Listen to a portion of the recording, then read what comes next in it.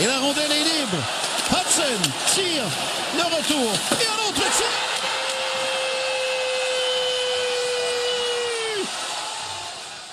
The Montreal Canadiens found out that Jake Evans is going to be out for 3 to 4 weeks. Alexandre Texier returns to the lineup. He's not going to miss any games after getting roughed up on a hit to the boards against the Bruins. Montembeault called back up to the roster, but he's only serving as a backup. Tampa playing the second half of a back-to-back after going at it in a penalty-filled affair with the Florida Panthers last night. The Atlantic is an absolute logjam. Habs and Lightning tied coming into this one. Only 10 points between first and last. In net for Montreal, Jacob Fowler, 3-1-1, 240 goals against average, and a .918 save percentage. And getting the net for Tampa Bay, Jonas Johansson, 7-6-1, 276 goals against average, and an .897 save percentage. And it's a pretty low event start to this one. For the first half of the period, Montreal really has the edge in chances, and they held a wide margin in shots attempted, but they weren't able to get many on goal. Montreal had an early power play that they earned after Josh Anderson on a partial break gets stopped, but they weren't able to capitalize on their opportunities. And for some reason, Marty insists on giving the second power play unit about even power play time with the first unit, and predictably, the second unit does nothing on the Canadiens' power play. The Habs' defense, on the other hand, had a very sharp start. They did a great job limiting giveaways. Jacob Fowler was hardly tested, if at all, in the first period, and he did what he needed to do. And in the second half of the period, the Canadiens got another chance on the power play and had a few really glorious chances early on, but again sputtered out, weren't able to take advantage of their opportunity, and the power play just died with the second unit. Arbor Xhekaj and Ernie Sabourin go at it in a tilt of heavyweights, and they just trade right hands rapid fire style until Arbor catches Sabourin right on the jaw and knocks him out on his feet. Arbor signals immediately for the medics as this guy needs some help. I just whooped him. The Habs continue generating chances throughout the period. They even earned a third power play opportunity in this one, but the third chance at the man advantage was the worst of the bunch, and it kind of killed all the momentum that the Habs had. They played a very strong period. You can't really complain about anything that they did throughout the period. You can only complain about what they didn't do, and what they didn't do was score. There was a total lack of execution. They played very well. They generated high quality chances. They just couldn't finish at any point in the first period, and they allowed Tampa to sneak into the intermission tied at 0. Montreal should have had a lead going into this first intermission, and you kind of had a sense that Montreal was gonna blow this one. So the Habs come out in the second period, and their lack of execution in the first period comes back to haunt them. And when Demidov tries a shot and his stick explodes, Mike Matheson and Noah Dobson get caught lollygagging in the neutral zone. Kucherov just blows by them, scores on a breakaway, gives the Lightning a 1-0 lead. I don't know what Matheson and Dobson were doing on this play. They saw Demidov's stick explode, and they just watched as Kucherov just flew by them, anticipating there's going to be an opportunity here, and they got caught. And the Tampa Bay Lightning take a 1-0 lead that has not been deserved at this point. But the Canadiens need to regroup. They need to keep focusing. They need to keep playing well. They have not played poorly. They're unlucky to be down 1-0. It's just a mistake. But momentum started to swing in Tampa Bay's favor, and their play continued to improve as the period went on. The Canadiens end up taking a penalty, and it just allows the Lightning to keep producing chances. And while they don't score, the momentum continues to build in their favor, and they're getting more and more shots. And while Fowler is making saves, he doesn't look really comfortable in net like he has in the last couple of games. The Habs defense starts making some bad giveaways. Tampa's chances just start to stack and stack. Montreal can't finish on their chances.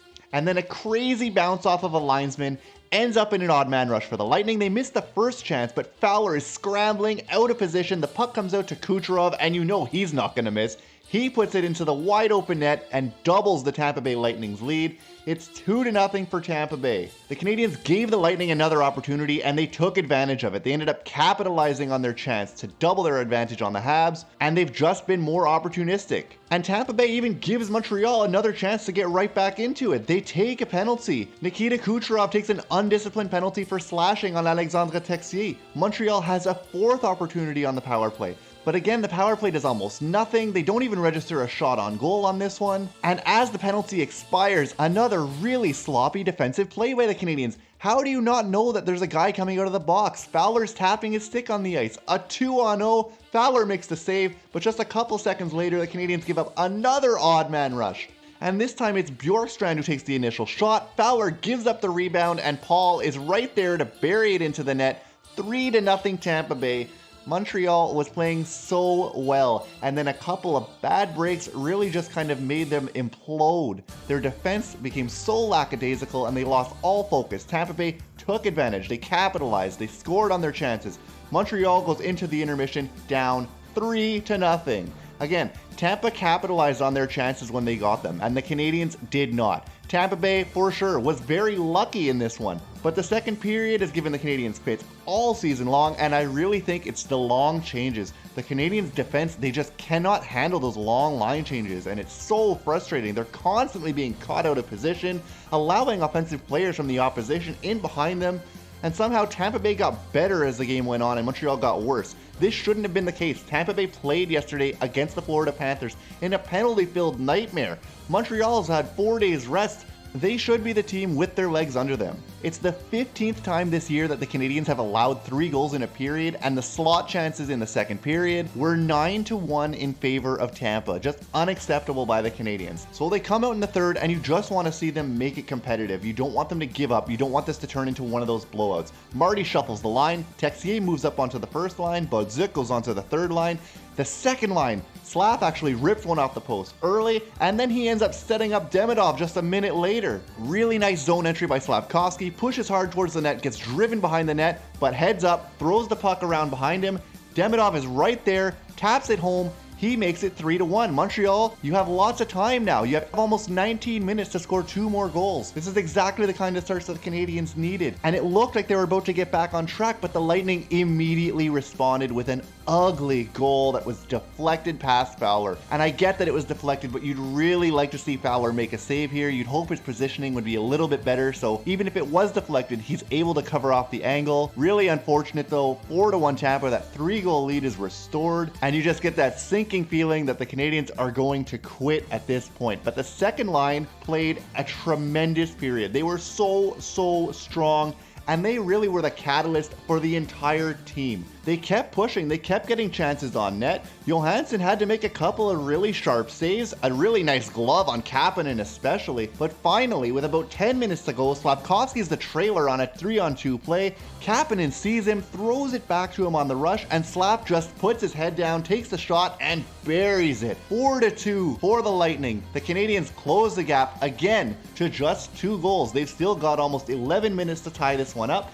and the second line has been tremendous. Slavkovsky's offensive evolution continues. He's been an absolute monster on this line, and it seems like he may have actually been the one driving Suzuki and Caulfield all along, because they have both been struggling a bit 5-on-5 without him. Their numbers just haven't been what they were since Slavkovsky came off of their line, and he has been an absolute machine of late. His offensive development this season is crazy. But speaking of the first line, that newly formed first line with Texier, Caulfield, and Suzuki have an incredibly strong shift. They keep the puck in the Lightning zone. They cycle the puck repeatedly. Finally, the puck comes out to Dobson at the point. He has all kinds of space. He says, you know what? I'm just going to take advantage of this. He walks in, gets to the faceoff circle, throws a wrist shot far side, and scores. Traffic in front of the net, 7.5 minutes to go. All of a sudden, it's 4-3. The Canadiens are within a goal out of nowhere. The offense has finally started to flow. They're finally getting pucks past Johansson, and the Lightning are tiring. You can see now they're feeling the effects of that second game in as many nights. Lane Hutson makes an absolutely incredible play defensively to break up a possible breakaway for the Lightning. Montreal keeps pressing. The Canadiens keep trying to put pucks on net, and there's one shift that lasts for about 2 minutes in which the Habs are just firing shot after shot after shot towards the net. Somehow the Lightning are able to hold on. They can't get it by Johansson, and the Habs are down to their final minute now. Fowler gets pulled. Demidov tries a one-timer. He gets robbed. It doesn't go in. The Lightning almost end up scoring on an empty net. Really great defensive play by the Canadiens. Somehow keep the puck out. They keep it alive. They've got 10 seconds to go. Last-ditch face-off. Danault wins it back. Lane Hutson tries a shot. It doesn't work. Demidov finds Slavkovsky backing away from the face-off circle. Slav wrists it on net and scores with 4 seconds left. The Montreal Canadiens miraculously tie this one up. I could not believe my eyes. What an incredible job. I can't believe what I just saw. The Danault acquisition coming up huge. A massive face-off win. It's exactly what they brought this guy in for. Defensive play and his prowess on face-off. The Canadiens threw everything they had at the Lightning, and it was just enough. What a comeback. From down 3-0 and 4-1 in the third period to tied at 4, forced overtime. They earned at least a point in a game that looked like it was over with just 10 minutes to go. And now they go to overtime and the Canadiens get so many chances. It's so close. Matheson has one poked away by Johansson at the last second. Fowler makes a great save on Kucherov on a breakaway. Caulfield gets a couple shots. One of them ends up ripping off the post. So close. How many times has Caulfield hit the post in the last couple of overtime games for the Canadiens? Cirelli ends up just barely missing. And this one goes to the dreaded shootout. I've said it before, I hate shootouts. I would much rather a tie. Gonsalves, first shooter for the Lightning, comes in on Fowler. Fowler's angle's not quite there. You can tell he's a rookie goaltender. Gonsalves has no problem beating him. Demidov first up for the Habs. Stick handles, loses control of it, doesn't even get a shot on net. Really unfortunate for him. Second shooter for Tampa, Braden Point, comes flying in at 90 miles an hour and just rips a shot over the glove of Fowler. Again, the angle's not quite there on the penalty shot for him. So Montreal's hopes rest on Cole Caulfield. He's been great this year on the shootout, but this time Johansson gets the better of him. Caulfield can't bury it. Lightning win the shootout 2-0. They take the game 5-4. But what a terrific comeback by the Montreal Canadiens. They salvaged a point. Huge, absolutely massive point, especially considering the score in this one so late was 4-1. Massive point for the Canadiens. It would have been an unbelievable story if they had somehow managed to win this. They were within inches. Caulfield ripped it off the post in overtime. It was so close, but unfortunately for the Habs, the Lightning have just enough to squeak by the Canadiens, and Tampa Bay survived this game. There's no other way to describe it. Yes, Tampa was the far better team in the second period, but in the first period, it was all Montreal. Tampa only had 2 or 3 shots the entire period. In the third period, Montreal was dominant. They fought so hard to get back in it, and it's a comeback that the Habs can be so proud of. Even in overtime, I'd say Montreal had the better opportunities. Fowler made some big saves. It wasn't his best game, but so many of those Lightning chances were on odd man rushes and breakaways. I'm not going to hold it against him. He's a rookie. He's played so well for the Canadiens. Man, what a game. What a game. My heart cannot handle games like that. But the Canadiens look forward to Tuesday night against the Panthers. They're going to try to get back on the winning track. They've maintained their position in the Atlantic. They lose one of their games in hand, but they're in a good spot. Anyway, you guys, that's going to be it for me. Let me know what you thought in the comment section down below. If you made it to the end of the video, please consider giving us a like and a subscribe. It really helps out the channel. And have a great night, guys.